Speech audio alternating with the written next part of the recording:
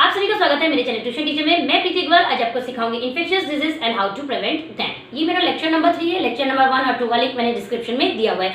ये बहुत ही important lesson है। ये बोलते हैं ना, ये ऐसा लेसन है, लाइफ टाइम के लिए लेसन है बेटा। ये बीमारियां है ना, कभी भी आ सकती हैं, तो इससे कैसे बचा जा सके और कौन कौन सी बीमारियां होती हैं उसकी जानकारी इसमें दी है। तो इसे कंटिन्यू करती हूँ अभी मैं। Vaccination, when there is an epidemic of a disease does every person in the area get the disease? When disease producing microorganism enter our body, the body resists the disease or fights the germ. That is why many times we do not get a disease even if germs enter our body. अब आपने एक चीज देखी है कि ये क्या बोल रहे हैं, अगर कोई बीमारी आ जाती है, ठीक है ना, एपिडेमिक। एपिडेमिक क्या हो गया? महामारी। अभी एक तरीके से देखा जाए, सिंपल कोरोना आया है ना, ये भी एपिडेमिक था, महामारी थी। एक ही एपिडेमिक का मतलब क्या, मैंने लेक्चर नंबर 2 में बताया है, लेकिन फिर से एक रिपीट कर देती हूँ। एपिडेमिक मतलब एक बीमारी जो एक ही टाइम पे ना सब लोगों को हो गई है ना, तो उसको बोलते हैं महामारी। यानी बीमारी जब महामारी बन जाती है ना, तो उसको है ना वैक्सीनेशन दिया जाता है सब लोगों को, ताकि ये और स्प्रेड ना हो। ठीक है। अब इसमें कैसा दिखा है कि कभी कभी कैसा होता है ना कि किसी की बॉडी इतनी स्ट्रांग होती है कि गलती से भी या जानबूझ के भी, मान के चलो, उसकी बॉडी में वो जर्म एंटर कर गया किसी भी बीमारी का, है ना, लेकिन उसको वो बीमारी नहीं होती है ना। और किसी किसी को हल्का सा भी बोलते हैं ना, पास से थोड़ा सा भी गुजर गया तो उसको बीमारी हो जाती है। तो क्या होता है ना, किसी का स्टेमिना बोलते हैं ना स्ट्रांग होता है, किसी का स्टेमिना स्ट्रांग नहीं होता। Another way to prevent disease is vaccination. Our body develops resistance to a particular disease due to vaccination. Yes, देखो अभी कैसा होता है कि आपको कोई मानो महामारी चल रही हो, है ना, तो उसके लिए क्या करते हैं वो लोग, वैक्सीनेशन देते हैं। क्यों देते हैं? ताकि अगर गलती से भी आपकी बॉडी में वो जर्म एंटर कर गया ना, तो वहां पे जाके ना वो ग्रो ना कर पाए जर्म, और आपकी बॉडी है ना उससे लड़ने की ताकत रखे। Soon after a baby is born, she is given the tuberculosis vaccine. देखो अब देखो, जब बेबी बॉर्न होता है ना, तो ये तो पेरेंट्स को भी पता होगा, या बहुत सारे पेरेंट्स को नहीं पता होता है, बस वो डॉक्टर बोलते हैं कि नहीं उनको इंजेक्शन देना है। तो माँ बाप के मन में ये है ना कि भाई डॉक्टर भगवान का रूप है और उनको ज्यादा नॉलेज है, वो जो इंजेक्शन लगाएंगे अच्छे के लिए लगाएंगे, है ना। तो उनको जो इंजेक्शन दिया जाता है तो कौन सा होता है? ट्यूबरक्लोसिस, यानी कि TB. When the baby is 1.5 months old, she is given vaccination against diphtheria, whooping cough, tetanus and polio. ठीक है। अब देखो ये बहुत सिंपल चीज है, इन्होंने शी लगाया है, ही भी है, यानी लड़का हो या लड़की, उनको जो वैक्सीनेशन, जब बच्चा 1.5 महीने का हो जाता है ना, 1.5 मंथ का, तो उसको डिप्थीरिया, वूपिंग कफ, टेटनस और पोलियो का इंजेक्शन दिया जाता है। 2 more doses of the vaccinations are given at interval of 1 month। बाद में 2 डोज और इनके दिए जाते हैं 1 महीने के अंतराल में। अब इसकी डिटेल आपको कैसे अच्छे से पता चलेगी पता है? आपके पास ना अपने मम्मी पापा को पूछना, जब आप बॉर्न हुए थे ना, तो एक डॉक्टर आपको फाइल देते हैं, तो जब भी आपको इंजेक्शन लगाए जाते हैं ना, तो वो एक फाइल रहती है, उसमें ना एंट्री रहती है कौन सी डेट पे लगाया है, कब आपको लगाना चाहिए, तब आपको अच्छे से मालूम पड़ जाएगा। The vaccines for diphtheria, whooping cough and tetanus are combined into a triple vaccine and gives as an injection। ठीक है। अब ये 3 इंजेक्शंस बताए इन्होंने, diphtheria, whooping cough and tetanus का। ठीक है। इसको कंबाइन करके ट्रिपल वैक्सीन लगाई जाती है। किसको? बेबी को। The polio vaccine is given orally. Yes, 2 बूंद जिंदगी के। ये तो हम बोलते हैं ना, बहुत बार टीवी में ऐड भी देखा ना पोलियो का, तो ये कैसा देते हैं? ओरली देते हैं ना। बेबी रो रहा होता है तो भी ऐसे 2 ड्रॉप लगा देते हैं, और वो ब्लू कलर की नेल पेंट, आप लोग बोलते हैं ना नेल पेंट लगा दी, ब्लू कलर का वो मार्क कर देते हैं।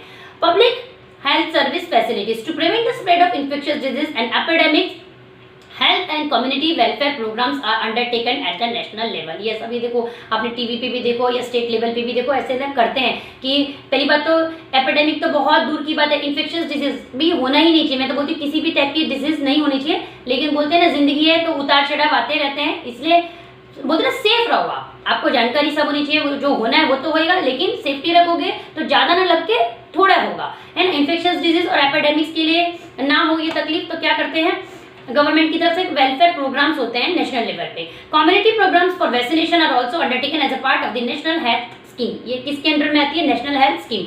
Children's are given the vaccine by trained people. ये सब देखो, बच्चों को जो इंजेक्शन लगाए जाते हैं वो ट्रेन्ड पीपल के थ्रू ही लगाए जाएंगे। ऐसा थोड़ी ना है कि मानो मैं टीचिंग कर रही हूँ, तो मैं अगर आपको इतना बता रही हूँ तो मैं किसी बच्चे को इंजेक्शन दे सकती हूँ? मैं नहीं दे सकती हूँ, क्योंकि वो मेरा काम है ही नहीं, मुझे मालूम ही नहीं है कि कैसे।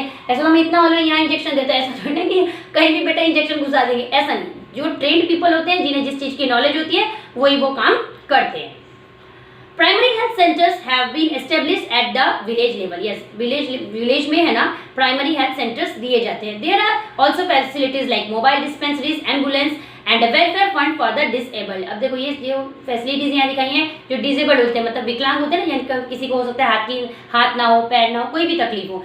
Service like the examination of urine and blood x-ray, ultrasound and other scans are also available through the health program. अब हेल्थ प्रोग्राम जो बनाए जाते हैं स्टेट लेवल पे ये बताते हैं, तो उसमें होता क्या क्या है कि एग्जामिनेशन आपने देखा होगा ना, कभी कभी डॉक्टर बोलते हैं कि आपका ब्लड टेस्ट होगा, कहीं कहीं यूरिन टेस्ट भी होता है, एक्सरे होता है, अल्ट्रासाउंड होता है, ऐसे बहुत सारे ना एग्जामिनेशन मतलब एग्जाम स्कूल वाला एग्जाम नहीं लिखना है, डॉक्टर के लेवल पे होता है कि जब उनको कोई बीमारी चेक करनी होती है तो आपकी बॉडी का कुछ पार्ट का वो बोलते हैं कि आपको ये चेक करना पड़ेगा, वो चेक करना पड़ेगा, उसको बोलते हैं वो लोग examination.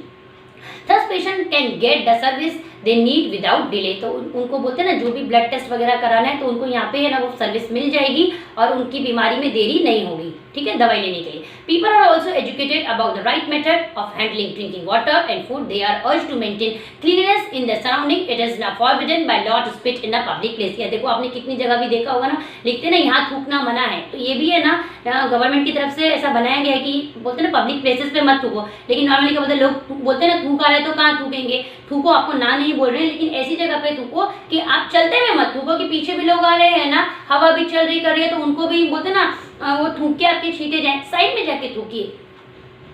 The purpose of this ban is to prevent the spread of disease। Mass media are also used for raising public awareness about health and hygienic issues। ये सभी आप देखो, अभी YouTube पे देखो, टीवी पे देखो, वो बता रहे थे ना, जब जैसे ये एपिडेमिक आया था, कोरोना का एग्जांपल ले लेते हैं, तो वो सब तरह बता रहे थे ना, मास्क पहन के रखें, अपने हैंड को वॉश करें, है ना, तो 2 गज की दूरी, थोड़ा तो लोगों से दूरी बना के रखें, इस तरीके से बता रहे थे। सेम चीज़ उनका भी है, तो वो क्यों इतना सब बताते हैं, ताकि है ना ये जो डिजीज़ है ना ये स्प्रेड ना हो, हमको और आपको, पूरे देश को, पूरी दुनिया को इन सब चीज़ों की तकलीफ ना हो।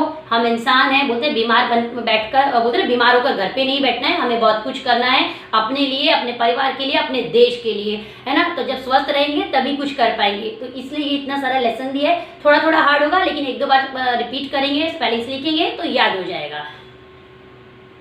Do you know at one time it was believed that diseases are caused due to the anger of gods, evil spirits or due to black magic। अब देखो पहले कैसा मानते थे, ऐसा पता है, पहले के ज़माने में ऐसा इन्होंने बताया कि ऐसा बोलते थे कि अगर कोई बीमारी आ गई है ना, बीमारी आ गई तो आदमी तकलीफ में आ गया, उसको खुद को पेन भी हो रहा है, घर में पैसों की भी तकलीफ हो रही है, सब लोग डिस्टर्ब भी हो गए, तो वो लोग ऐसा बोलते थे कि भगवान गुस्सा हो गए हैं, ठीक है। एक सेकंड बोलते थे कि बुरी आत्माएं हैं, तीसरा बोलते थे किसी ने काला जादू कर दिया है, ठीक है। तो remedies prescribe for this were also in human. और जब इसको कोई भी इनमें से बीमारी हो जाती थी किसी को, तो जब उनको सही तो करना है तो वो ऐसा बोलते थे कि जब उनको कोई ऐसा उपाय है या टोटका बोलते ना, ऐसा किया जाता था कि जो आदमी बीमार है ना उसको बोलते ना इनह्यूमन होता है ना, वो बहुत कष्टकारी होता था उसको उपाय। जैसे आपने कभी कभी पिक्चरों में देखा होगा ना, कोयले के ऊपर चलाते हैं या वो ऐसे मारते हैं, क्या बोलेंगे उसको, कोड़ा मारते हैं कि बुरी आत्माएं चली जाओ, है ना। तो इस तरीके का वो लोग इनह्यूमन तरीके से करते थे। However science has shown that disease are caused by micro organism and this believes are false. देखो साइंस ने आके बताया कि ऐसी कोई भी चीजें नहीं है, ये जो बीमारी होती है वो माइक्रो ऑर्गेनिज्म मतलब जर्म्स के थ्रू होती है, जो आपकी बॉडी में एंटर करती हैं, फिर वो ग्रो करती हैं और आप उसको केयर नहीं करते हो या सामने वाला भी केयर नहीं करता, तब वो स्प्रेड होती है, वो इन्फेक्शियस डिजीज होती है, फिर वो इन्फेक्शियस डिजीज से एपिडेमिक बन जाती है, महामारी बन जाती है, ठीक है। Microorganisms are a kind of living things। All microorganisms do not cause disease। Some microorganisms are useful to us। They bring about the conversion of milk into yogurt and the fermentation of the batter for idlis and dosas etc। अब जैसे first lecture अगर आपने मेरा देखा होगा, उसमें बोलते हैं ना कि सारी बीमारी इन्फेक्शियस डिजीज नहीं है, कि सर में दर्द हुआ तो दूसरे को भी हुआ, ऐसा नहीं है। सेम ऐसी माइक्रोऑर्गेनिज्म, ऐसा नहीं है कि एक माइक्रोऑर्गेनिज्म मतलब बुरा होता है ना, तो ये वाला बुरा है, माइक्रोऑर्गेनिज्म शब्द ही बुरा है तो इससे बीमारी होगी, नहीं। माइक्रोऑर्गेनिज्म कुछ अच्छे भी होते हैं हमारे लिए, जैसे कि मिल्क में से योगर्ट बनाना, या फिर आप मम्मी घर पे इडली बनाती होंगी तो आपने देखा होगा इडली का आटा जब रात को भिगो के रखते हैं, अगले दिन खोलते हैं तो उसमें खमीर उठ जाता है, सूंघते तो बहुत गंदी स्मेल आती है, लेकिन खाने में वो बहुत टेस्टी रहती है और हेल्थ के लिए भी टेस्टी रहती है, ठीक है। तो वीडियो अगर अच्छा लगा हो तो वीडियो को लाइक करिएगा, शेयर करिएगा, और यूट्यूब पे देख रहे हैं तो चैनल को सब्सक्राइब करिएगा, फेसबुक पे देख रहे हैं तो पेज को फॉलो करिएगा। Thank you.